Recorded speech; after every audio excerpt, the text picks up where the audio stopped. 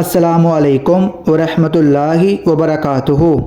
ہم تو یزید کے اس لیے خلاف ہیں کہ اس نے امام حسین رضی اللہ تعالی عنہ کو شہید کیا ہے، وہ قاتل اہل بیت ہے۔ لیکن جب امام حسین رضی اللہ تعالی عنہ یزید کے مقابلے میں کھڑے ہوئے تھے اس وقت تو وہ قاتل اہل بیت نہیں تھا، یہ جرم تو اس کے نامہ سیاہ میں بعد میں آیا۔ امام حسین رضی اللہ تعالی عنہ ان کے اعیان و انصار کا قتل کرنا بہت بڑا جرم ہے اور اس وجہ سے بھی ہم یزید کے خلاف ہے۔ لیکن اس کی دوسری وجہ وہ ہے جس وجہ سے امام حسین یزید کے خلاف تھے، ہم بھی اسی وجہ سے یزید کے خلاف ہے۔ سنو امام حسین رضی اللہ تعالی عنہ نے کیا فرمایا، میں اس لیے کھڑا ہوا ہوں، یزید اور پوری یزیدیت انہوں نے شیطان کی اطاعت کو قبول کر لیا ہے اور رحمان کی اطاعت کو ترک کر دیا ہے۔